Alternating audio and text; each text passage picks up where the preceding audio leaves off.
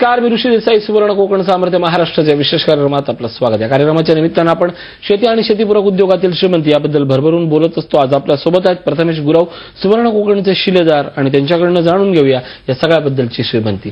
स्वागत आपलं प्रथमेश. खरं वेगवेगळ्या मुलाखतीच्या दरम्यान आपला संवाद होत असतो. दरवेळेला वेगळं काहीतरी करणारा तरुण, आणि सगळ्यात महत्वाचं म्हणजे नोकरी करून पुढचं एम श्रीमंत होण्यासाठी शेतीकडे जाण्याचा एक आदर्श वस्तुपाठ म्हणजे प्रथमेश गुरव. का नोकरी सोडावीशी वाटली? नोकरी कधी करायचा हा विचारच नव्हता मुळात, पण पोस्ट ग्रॅज्युएशन झाल्यानंतर एक मानसिकता असते की आपल्याला जॉब करायचा आहे, पण जॉब आपण नक्की करून करून होणार किती दिवस आपल्याला जॉब. म्हणजे एक पॉइंट तुमची सॅलरी तिथे स्टक होते आणि त्याच्या पुढे तुम्ही काम करू शकत नाही वयोमानाने. तर आपल्याला श्रीमंत व्हायचंय तर कुठला पर्याय असा आहे जो नेहमी आपल्याला सोर्स देत राहील, तर शेतीपूरक व्यवसाय. तर ह्या उद्देशाने आपण ह्या गोष्टीकडे आलो आणि तिथून आपला सर्व प्रवास चालू झाला. नक्कीच. हा प्रवास चालू होत असताना हा प्रवास आपण समजतो तितका सोपा नसतो. कारण एखादी कार्यशाळा ऐकली, चला आता माझं मन झालं, आता मी गावाकडे जातो. मुंबई सोडणं किंवा पैसा सोडून बाकी सगळं डेअरिंग करायला पुन्हा नवी रिस्क घेणं हे सोपं नसतं. मग अशी कोणती गोष्ट आयुष्यात घडली की नाही आपल्याला हे करायचं? असं काय घडलं तुझ्या आयुष्यात? खरं म्हणजे तर मी म्हणेन, जेव्हा मी सतीश सरांना भेटलो त्यांनी दिलेला जो कानमंत्र, आणि तेवढंच भरपूरसं होतं माझ्यासाठी की जर श्रीमंती साधायची असेल आपल्याला, ती आपल्या मातीतच मिळेल आणि कुठेही मिळणार नाही. आणि ह्यानी दोन गोष्टी होतील, आपण आपल्या देशाच्या इकॉनॉमीला काही ना काहीतरी देऊन जाऊ ॲज अ शेतकरी म्हणून. आणि एक मुळात इच्छा होती माझ्या आईची की किमान मी जवान किंवा किसान, जवान तर होऊ शकलो नव्हतो कारण की MBA करून मग जवान करणं पॉसिबल नव्हतं. चला म्हणा आपण हेच करू, शेतकरी होऊ. आईच्या इच्छेपोटी आणि स्वतःच्या आकांक्षेपोटी आपण शेतकरी म्हणून आलो वरती. नाही, नक्कीच ही खूप चांगली गोष्ट आहे, समाधानकारक गोष्ट आहे. पण एक जाणवतं की नोकरी लाईफ आणि ज्यावेळी फार्मर लाईफ असते किंवा शेतीचं लाईफ असतं, त्या नोकरी लाईफमध्ये एक गोष्ट असतं, टार्गेट ठरवतं की तुम्ही काम काय किती करायचंय. इथे मात्र तुमचं काम ठरवतं की तुम्ही किती काम केलं तर तुम्हाला टार्गेट पर्यंत पोहोचायचंय. म्हणजे ठराविक गोष्टीपेक्षा तुम्ही टार्गेट नोकरीमध्ये तोडू शकत नाही, कारण तुमची ती तुमच्या पदाची गरज असते. पण इथे तुम्हाला स्वप्न पाहायला अगणित मुभा असते. काय शिकवलं तुम्हाला तुझ्या शेतीनं?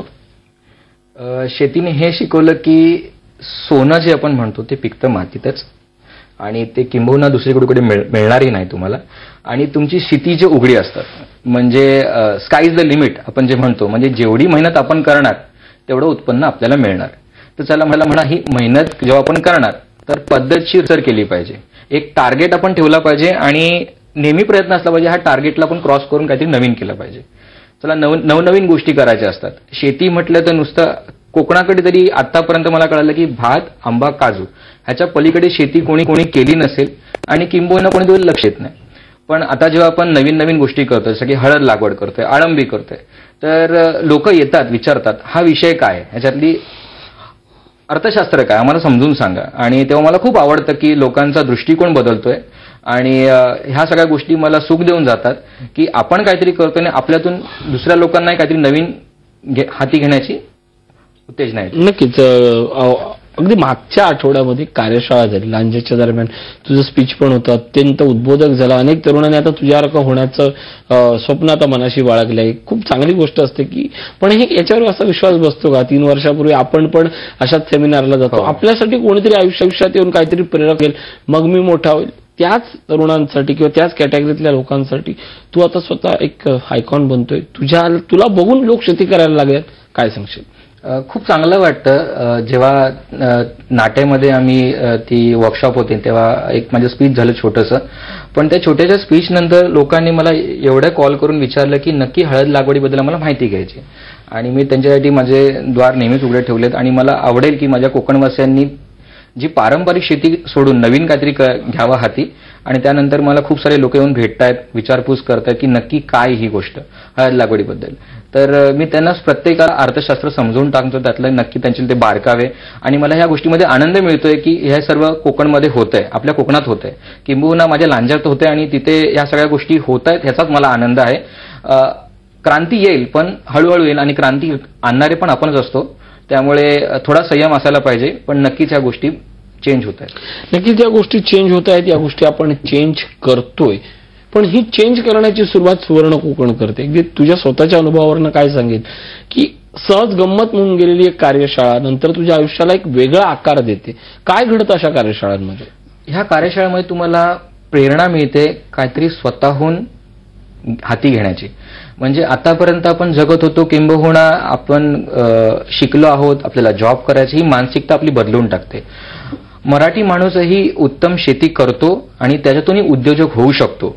ही जी आयडिया आहे ती आपल्या डोक्यात रुजू होते आणि तिथून आपण विचार करायला लागतो की नक्की आपण काय काय करू शकत होतो, आतापर्यंत आपण काय नाही केलं आणि आता आपण काय हाती घेऊ शकतो.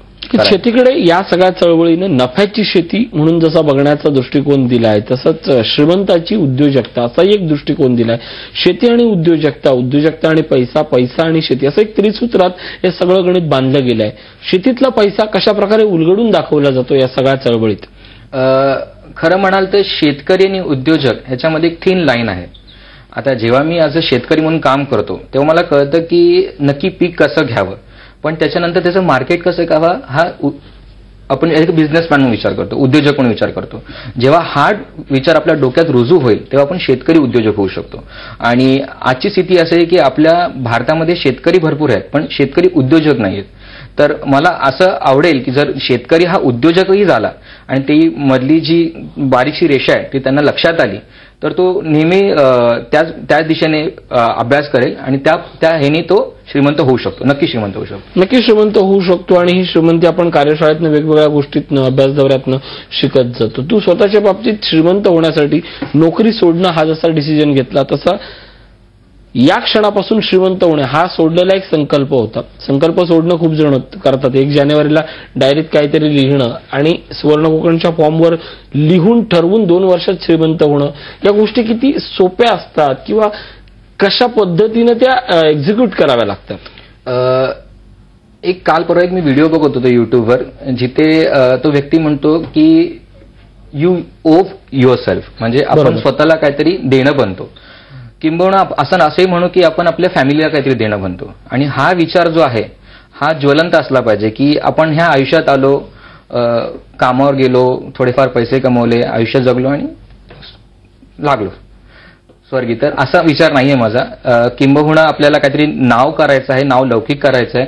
शेती आणि शेतीपूरक व्यवसायातून आपल्याला श्रीमंती घडवायची आहे आणि ही जी श्रीमंती आहे ती फक्त आपल्या पिढीसाठी सीमित न ठेवता पुढच्या येणाऱ्या जनरेशनला पण द्यायची आहे. तर ह्या विचाराने जेव्हा ह्या क्षेत्रात उतरलो तेव्हा तो संकल्प म्हणून संकल्प राहिला नाही डायरीतला, ते आयुष्य झालं माझं, लाईफस्टाईल झालं ते आता. आणि ही लाईफस्टाईल मी एन्जॉय करतोय. आणि ही लाईफस्टाईल एन्जॉय करताना सगळ्यात महत्वाचं म्हणजे शेतीसाठी तेवढेच कष्ट करतोय. आणि या कष्टाच्या म्हणजे सोप्या श्रीमंतीचा किंवा श्रीमंतीतली शेतीचा विचार करताना तुला हळद हा तुझ्यासाठी सगळ्यात मोठा परिस्पर्श ठरलाय, काय सांगशील? खरं म्हणजे म्हणेन तर मी हळद ही ऍक्सिडेंटली लावली गेली माझ्या शेतामध्ये. माझं मुख्य पीक गेल्या वर्षी शेवगा होता आणि आंतरपीक म्हणून आपण हळद लावली होती. पण तेव्हा आपण मातृकंद घेऊन सांगली साताऱ्यावरून ती लावली होती आणि ती तेवढी त्याबद्दल माहिती नव्हती. एक आंतरपीक घ्यायचं म्हणून लावली होती. पण हे सर्व करत असताना त्यातले बारकावे समजायला लागले, त्यातले रोग किती आहेत हळदीचे, कुठल्या प्रकारचे रोग आहेत, त्याला कंट्रोल कसं करावं. आणि त्याच दरम्यान आपण मोदे विद्यापीठात आपलं एक हे झालं होतं सेशन, तेव्हा आपल्याला कळलं की हळद आपण कोकणात ही चांगल्या पद्धतीने होते, फक्त ती पद्धत बदलायला पाहिजे आपल्याला. तेव्हा संकल्प केला की मी पुढच्या वर्षी हळद लावणार, ती पण मोठ्या प्रमाणात लावणार. आणि आपण ह्या वर्षी लांजा माझ्या फार्ममध्ये आपण 17,000 रोपांची हळद लागवड केली आहे. आणि त्यातून अर्थशास्त्र असं आहे की किंबहुना किमान 1 किलो जरी एका रोपाला धरली तर 70 रुपये हमी भाव आहे. तर तुम्हीच तुमचा विचार करू शकता की नक्की किती पैसे कमवू शकतो आपण ह्याच्यातून. नक्कीच. पण सगळ्यात महत्वाची गोष्ट ही होती की हळद म्हणजे पश्चिम महाराष्ट्र, हळद म्हणजे सह्याद्रीचा त्या साईडचा भाग, पण हळद म्हणजे कोकण हे नातं नव्हतंच. अगदी कृषी विद्यापीठ केंद्रानं जरी त्यावर संशोधन केलं असलं तरी फारसं कोण याकडे गांभीर्यानं आणि श्रीमंतीच्या नजरेतनं पाहत नव्हतं. मग असं अचानक नेमकं काय घडतंय की लोक आता हळद लागवडीबद्दल गांभीर्यानं विचार करतात? ह्याचं संपूर्ण श्रेय सुवर्ण कोकणला जातं. आता विद्यापीठ जे असतात ते एखादा प्रोजेक्ट हाती घेतात, त्याच्यावर रिसर्च करतात आणि हे आपल्या शेतकऱ्यांसाठीच असतं. पण आपला शेतकरी, कोकणी शेतकरी किंबहुना मी म्हणेन त्याला तेवढी समृद्धी दिली की तो तिथे जाऊन काही विचार घेण्याचे काही कष्ट घेत नाही. पण सुवर्ण कोकणच्या मार्फत आम्ही जेव्हा शिलेदार आम्हाला जेव्हा ट्रेनिंग मिळाली तेव्हा आम्हाला ती गोष्ट लक्षात आली की हळदीमध्ये प्रचंड श्रीमंती दडलेली आहे. आणि ती सर्व ट्रेनिंग घेऊन आम्ही जेव्हा ही लागवड करतोय तेव्हा आमच्या भागात जे शेतकरी आहेत ते येऊन विचारतात की नक्की हे काय करताय तुम्ही, म्हणजे भात, आंबा, काजू सोडून ही हळद का लावताय. आणि जेव्हा त्याची आम्ही अर्थशास्त्र त्यांना समजावून सांगतो की नक्की कोकणात हळद ही कशी होते, पावसाळी हळद, त्याला तुम्हाला पाणी द्यायला लागत नाही, देवाने भरपूरचा पाऊस दिला आहे, आणि मग आपण ही गोष्ट का नाही हाताळली. एखादा छोट्या प्रमाणात जरी हळद लावली आणि ती झाली तर आपण पुढच्या वर्षी मोठ्या प्रमाणात करू शकतो, पण ते स्टार्ट करणं खूप गरजेचं आहे. आणि तो बदल आता घडतोय सुवर्णकोनमुळे. हा बदल घडतोय म्हणजे मला आवडेल. काही दिवसापूर्वी कार्यशाळा झाली लांजामध्ये. त्या कार्यशाळेचा अनुभव काय होता, लोक तुझ्याकडनं शिकण्यापेक्षा तुझ्यासारखं शिकून आता काहीतरी प्रथमेश सारखं बनायचं ही जिद्द कशी बाळगून त्या कार्यक्रमातून बाहेर पडले. मुळात कोकणामध्ये असा विचार आहे की जर मुलगा 10वी 12वी झाला त्याला मुंबईला पाठवावा, पण माझा आदर्श ते लोक जेव्हा डोळ्यासमोर धरतात तर मी एवढंच म्हणेन की मी एक रिव्हर्स मायग्रेशनचा एक्झाम्पल आहे. म्हणजे मुंबईकडून गावाकडे नॉर्मली होतं असं की गावाकडून मुंबईला मुलं येतात, नोकऱ्या करतात, पण मग मी जर मुंबईकडून गावाला जातो तर त्याचं नक्की कारण काय, त्याच्या मागचं कारण काय, की ह्या व्यक्तीने तिथे काय बघितलं एवढं की त्याची नोकरी सोडून तो गावाला आलाय, काहीतरी मातीत करतोय, पण किंबहुना काहीतरी असेल त्याच्यामध्ये, ते आपण जाणून घेतलं पाहिजे. त्या उद्दिष्टाने लोक येऊन मला भेटायला लागले, विचारायला लागले, आणि जेव्हा मी ह्या गोष्टी त्यांना सांगायला लागलो तर तेव्हा त्यांच्या लक्षात आलं की आपण ही गोष्टी हाती घेणं गरजेचं आहे. राज्यातल्या महत्त्वाच्या बातम्यांचा वेध संध्याकाळी 6 वाजता आपला महाराष्ट्र. दिवसभरातल्या बातम्यांचा धावता आढावा संध्याकाळी 6:30 वाजता. 24 गाव 24 बातम्या. तुमच्या आमच्या गावातली बित्तम बातमी संध्याकाळी 7 वाजता. आपला जिल्हा आपली बातमी. स्पेशल फोकस मेट्रो सिटी मधल्या घडामोडींवर रात्री 8 वाजता. मुंबई, पुणे, नाशिक, नागपूर. ज्वलंत प्रश्नांवर तज्ज्ञांसह सखोल विश्लेषण रात्री 9 वाजता. डॉक्टर उदय निरगुडकरांसोबत रोखोक. गल्लीपासून दिल्लीपर्यंत आणि आफ्रिकेपासून अमेरिकेपर्यंत देशी विदेशी घटनांचा आपण प्रामाणिकपणे करणं महत्वाचं असतं आणि प्रामाणिकपणे केल्यानंतर त्याचं यश हे महत्वाचं असतं. पण अजूनही एक गोष्ट क्लिअर होत नाहीये, तू हळदीच्या बाबतीत एवढ्या कॉन्फिडन्सली कसं काय बोलू शकतो. कारण हळदीच्या बाबतीत असं म्हटलं जातं की हे ठराविक भौगोलिक परिस्थितीतच वाढणारं किंवा फुलणारं हा घटक आहे. पण मग असं कोकणातलं नेमकं वातावरण कसं आहे, किंवा त्याहीपेक्षा महत्वाचं म्हणजे तू हळद लावण्यासाठी नेमकं केलंच काय काय, अगदी गुंतवणूक, जमिनीची निवड, मशागत असेल, अन्य खर्च, आणि टोटल साधारणपणे नजरेसमोर भविष्यातला नफा किती आहे. सर्वप्रथम जेव्हा पहिल्या वर्षी मी हळद लागवड केली तेव्हा ते बियाणं आपण सेलम जातीचं आणलं होतं आणि ती मातृकन्याने लागवड केली होती. आणि त्याच वर्षात आपल्या लक्षात आलं की कोकणातली जमीन ही हळदीसाठी पोषक आहे. त्याला लागणारं पाणी हे पावसाळी पाणी, तेवढ्यातच आपली हळद होऊ जाते. म्हणजे जर तुम्ही जून महिन्यात लावलात आणि जर साधारणतः पाऊस ऑक्टोबरपर्यंत पडला तर तेवढा पाणी पडून हळद चांगली होते, पोचते. आणि त्याच्यानंतर लक्षात आलं की हे जे बियाणं आहे ह्याच्यातून आपल्याला प्रोट्रेकमध्ये कट करून जे बियाणं बनवायचं ते ह्याच बियाणातून बनवायचे. त्यामुळे ती हळद मी तशीच ठेवली आणि मोदी विद्यापीठाच्या गायडन्सप्रमाणे तुम्ही प्रोट्रेमध्ये ते ट्रे बनवले आणि यावर्षी मोठ्या प्रमाणात लागवड केली. कॉन्फिडन्स आहे मला की हळद हे नाशिवंत पीक नाहीये. जर मी त्याची हार्वेस्टिंग केली त्याला स्टोअर करू शकतो, एक सर्टन पिरियड आपण स्टोअर करू शकतो त्याला, आणि जसा आपल्याला भाव मिळेल तसा आपण विकू शकतो. तर ह्या गोष्टीबद्दल मला कॉन्फिडन्स आहे आणि ह्याचं मार्केट शोधणं हे माझंच काम आहे आणि मी ते करणार.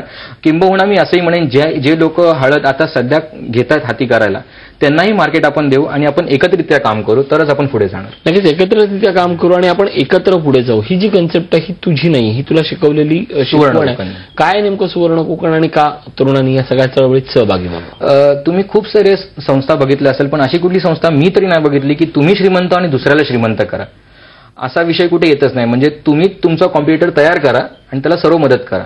पण ह्याच्यात एक गोष्ट लक्षात येते की जेव्हा तुम्ही एखाद्याला मदत करता तेव्हा ही गोष्टच वेगळी आहे. म्हणजे तुम्ही त्याला संपूर्ण पाठबळ देता, त्याला सर्व काही गोष्टी समजावून सांगता.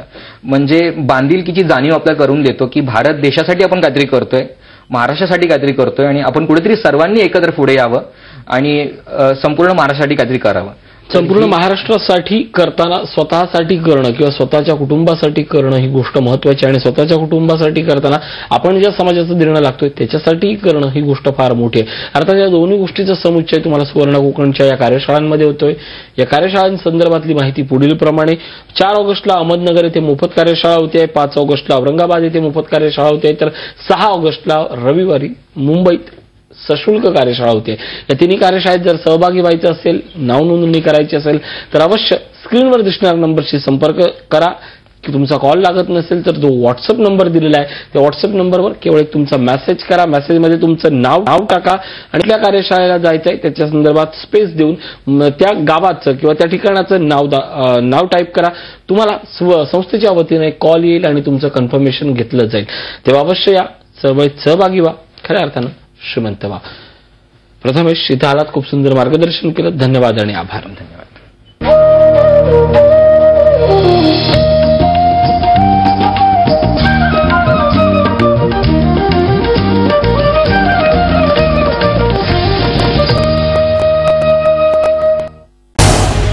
झी 24 तास रहा एक पाऊल पुढे.